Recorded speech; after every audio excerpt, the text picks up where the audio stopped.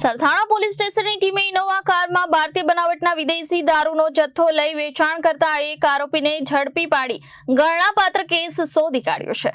Police commissioner તથા ઉચ્ચ અધિકારીઓની સૂચના અને સરથાણા પોલીસ ઇન્સ્પેક્ટર ડી.કે. પટેલના માર્ગદર્શન હેઠળ પોલીસ ટીમ પેટ્રોલિંગમાં હતી। આ દરમિયાન મળેલી બાતમીના આધારે સરથાણા વિસ્તારમાં કાર્યવાહી હાથ ધરવામાં આવી હતી।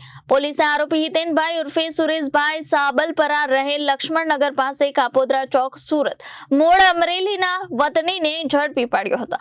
આરોપી પોતાની કબજાની GJ18AH 4458 નંબરની ઇનોવા કારમાં પેટ્રોલિયમ મોલના પાર્કિંગમાં પરમિટ વગર ભારતીય બનાવટના વિદેશી દારૂનું વેચાણ કરતું હોવાનું પોલીસ તપાસમાં સામે આવ્યું છે। પોલીસે ઇનોવા કારમાંથી અલગ અલગ કંપનીની નાની કાચની બોટલો તેમજ બિયર ટીન નંગ 198 મળી કુલ કિંમત 2,91,192 નો મુદ્દામાલ કબજે કર્યો હતો। ઉપરાંત અન્ય ઇનોવા કાર અને ચેસિસ નંબર સહિતનો મુદ્દામાલ મળી કુલ 3,92,111 ના મુદ્દામાલ સાથે આરોપીની ધરપકડ કરી કાયદેસરની કાર્યવાહી હાથ ધરવામાં આવી છે। આ મામલે સરથાણા પોલીસ સ્ટેશનમાં ગુજરાત નશાબંધી અધિનિયમની સંબંધિત કલમો હેઠળ ગુનો નોંધવામાં આવ્યો છે। Bureau report Janadesh news Surat.